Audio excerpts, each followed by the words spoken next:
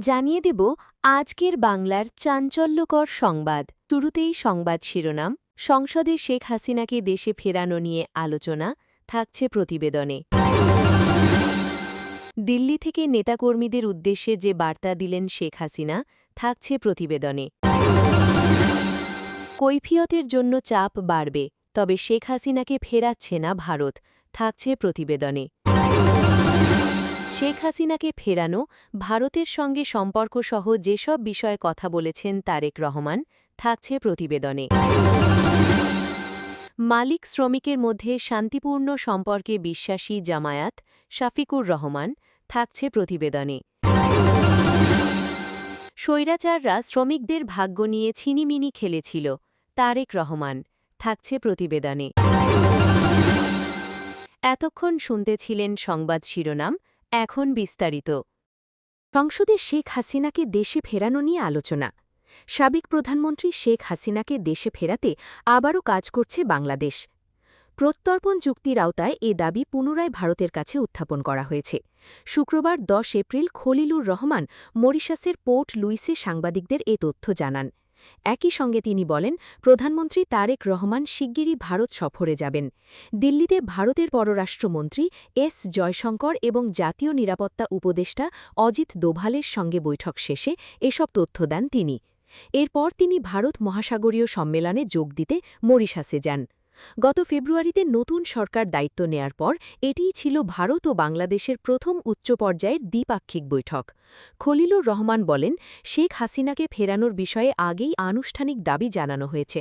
দিল্লির বৈঠকেও সে দাবি পুনরায় তুলে ধরা হয়েছে।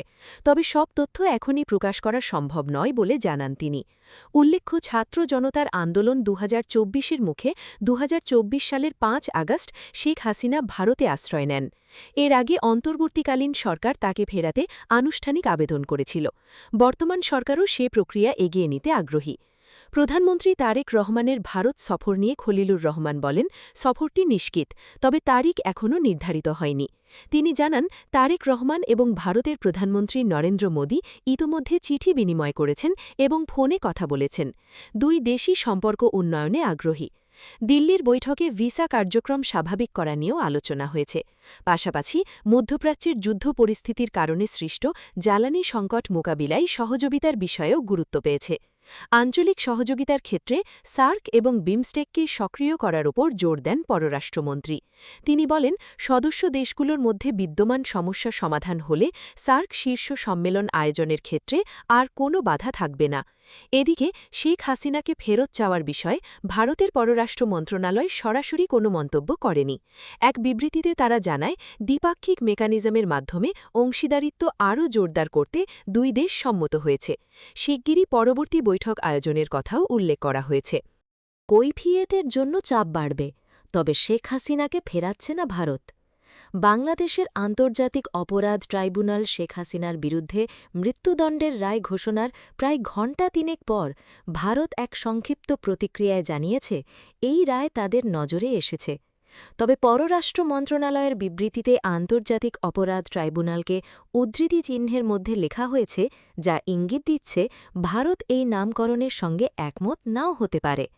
ঘনিষ্ঠ প্রতিবেশী হিসেবে ভারত যে বাংলাদেশের মানুষের স্বার্থে অঙ্গীকারাবদ্ধ থাকবে, বিবৃতিতে মনে করিয়ে দেওয়া হয়েছে সে কথাও। তবে ভারতের শীর্ষস্থানীয় কর্মকর্তারা বিবিসিকে আভাস দিয়েছেন, এই রায়ের ফলে শেখ হাসিনাকে নিয়ে দিল্লির অবস্থান আদৌ বদলাচ্ছে না এবং তাকে বাংলাদেশের হাতে তুলে দেওয়ারও কোনো প্রশ্ন উঠছে না। বস্তুত শেখ হাসিনা এই পর্বে যবে থেকে ভারতে পা রেখেছেন, মানে সেই 5ই অগস্ট 2024 থেকে আজ পর্যন্ত এদেশে তাকে আশ্রয় বা আতিথেয়তা দেওয়া নিয়ে ভারতের অবস্থান অবিকল একই রকম আছে।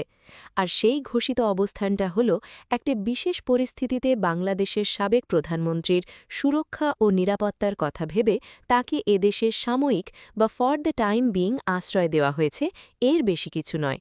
আজ বাংলাদেশে আন্তর্জাতিক অপরাধ ট্রাইব্যুনাল শেখ হাসিনার বিরুদ্ধে সাজা ঘোষণার পরেও ভারতের সেই অবস্থান অপরিবর্তিতই থাকছে। এর অর্থ, তাকে আশ্রয় দেওয়ার সিদ্ধান্ত বা ভারতের মাটিতে তাকে আপাতত রেখে দেওয়ার সিদ্ধান্ত পুনর্বিবেচনা করা হতে পারে, এমন সম্ভাবনা দেখা যাচ্ছে না। শেখ হাসিনাকে ফেরানো, ভারতের সঙ্গে সম্পর্কসহ যেসব বিষয়ে কথা বলেছেন তারেক রহমান।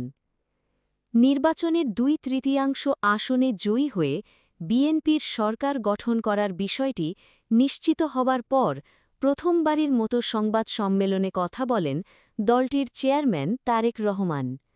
শেখ হাসিনাকে ফেরানো, ভারতের সঙ্গে সম্পর্কসহ নানা প্রশ্নের জবাবও দেন তিনি। বাংলাদেশের ক্ষমতাচ্যুত প্রধানমন্ত্রী শেখ হাসিনাকে বাংলাদেশে ফেরানোর প্রশ্নে তারেক রহমান বলেন, এটি আইনি প্রক্রিয়ার ওপর নির্ভর করে। বাংলাদেশের মানুষের মধ্যে যেখানে আওয়ামী লীগের অনেক সমর্থক রয়েছে, সেই বিবেচনায় সমস্যা সমাধান বা মিটমাটের জন্য পরিকল্পনা কি, এই প্রশ্নের উত্তরে মি. রহমান বলেন, আইনের শাসন নিশ্চিত করার মাধ্যমে সমাধান হবে উল্লেখ করেন মি. রহমান। আন্তর্জাতিক অপরাধ আদালতের রায় বা সিদ্ধান্ত পুনর্বিবেচনা করা হবে কিনা তেমন আরেকটি প্রশ্নের উত্তর দেন বিএনপির স্থায়ী কমিটির সদস্য আমির খসরু মাহমুদ চৌধুরী। বলেন, এটি বিচার বিভাগের বিষয়। আন্তর্জাতিক অপরাধ আদালতের বিষয়ে বিচার বিভাগকে নির্বাহী এবং আইনসভার কাজ থেকে আলাদা রাখার কথা বলেন তিনি। বিএনপি সরকার শেখ হাসিনার বিরুদ্ধে দুর্নীতির মামলা চালিয়ে যাবে কিনা এমন আরেকটি প্রশ্ন এলেও এর কোনো উত্তর দেওয়া হয়নি সংবাদ সম্মেলনে। শনিবার আয়োজিত সংবাদ সম্মেলনে পুরো সময়টাতেই সংক্ষেপে বক্তব্য রেখেছেন তারেক রহমান। পরবর্তী প্রশ্নোত্তর পর্বেও খুব অল্প কথায় উত্তর দেওয়া হয়। নির্বাচনে অংশ নেওয়া রাজনৈতিক দলগুলো, জনগণ, নির্বাচন সংশ্লিষ্ট ব্যক্তিদের ধন্যবাদ জানিয়ে লিখিত বক্তব্যে উল্লেখ করা হয়, গণতন্ত্র এবং মানুষের অধিকার প্রতিষ্ঠার এই বিজয়কে শান্তভাবে দায়িত্বশীলতার মাধ্যমে উদযাপন করা হয়েছে এবং নির্বাচনের পর উস্কানি দেওয়া হলেও বিএনপির সর্বস্তরের নেতাকর্মীদের শান্ত এবং সতর্ক থাকার আহ্বান জানানো হয়। মালিক ও শ্রমিকের মধ্যে শান্তিপূর্ণ সম্পর্কে বিশ্বাসী জামায়াত, শফিকুর রহমান।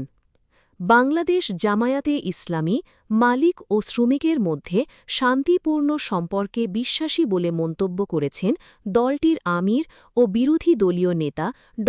শফিকুর রহমান। শুক্রবার 1 মে বিকেলে জাতীয় মসজিদ বাইতুল মোকাররমের দক্ষিণ গেটে আয়োজিত শ্রমিক সমাবেশে তিনি এই কথা বলেন। সমাবেশটি আয়োজন করে বাংলাদেশ শ্রমিক কল্যাণ ফেডারেশন। ড.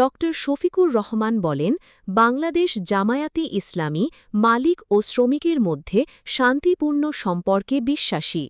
তিনি আরও বলেন, বিদেশে অ্যাম্বাসি কর্মচারীদের লালন পোষণ করার জন্যে নয়, আমাদের রেমিটেন্স যোদ্ধাদের বিদেশে অনেক ভোগান্তি পোহাতে হয়। বিদেশে থাকা বাংলাদেশি শ্রমিকদের স্বার্থ রক্ষা করতে না পারলে সেই দেশে দূতাবাস রাখার কোনো দরকার নেই। এ সময় তিনি জানান, সংসদে ইতিহাসের শিক্ষক বা শিক্ষার্থী হতে নয়, জনগণের অধিকার নিয়ে কথা বলতে যায় জামায়াত। স্বৈরাচাররা শ্রমিকদের ভাগ্য নিয়ে ছিনিমিনি খেলেছিল। বিএনপি চেয়ারপারসনের ভারপ্রাপ্ত চেয়ারম্যান তারেক রহমান বলেছেন, স্বৈরাচাররা শ্রমিকদের ভাগ্য নিয়ে ছিনিমিনি খেলেছিল। শুক্রবার 1 মে বিকেলে রাজধানীর নয়াপল্টনে আন্তর্জাতিক শ্রমিক দিবস উপলক্ষে বিএনপির শ্রমিক দলের সমাবেশে প্রধান অতিথির বক্তব্যে তিনি এই মন্তব্য করেন। সমাবেশে শ্রমিক দলের সভাপতি আনোয়ার হোসেন সভাপতিত্ব করেন। তিনি বলেন, শ্রমিকদের পরিবারের জন্য ফ্যামিলি কার্ড চালুর উদ্যোগ নেওয়া হবে। পাশাপাশি কৃষকদের জন্য ঋণ সহায়তা ও অন্যান্য প্রণোদনা কার্যক্রম বাড়ানোর পরিকল্পনার কথাও উল্লেখ করেন তিনি। তারেক রহমান আরও বলেন, দেশের অধিকাংশ মানুষ গ্রামে বসবাস করে, তারা সঠিক সময়ে সঠিকভাবে পানি পান না। এ সমস্যা সমাধানে খাল খননের উদ্যোগ নেওয়া হয়েছে বলে তিনি জানান।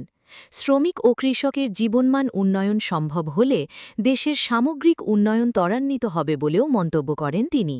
সমাবেশে বিশেষ অতিথি হিসেবে বক্তব্য দেন বিএনপির মহাসচিব মির্জা ফখরুল ইসলাম আলমগীর।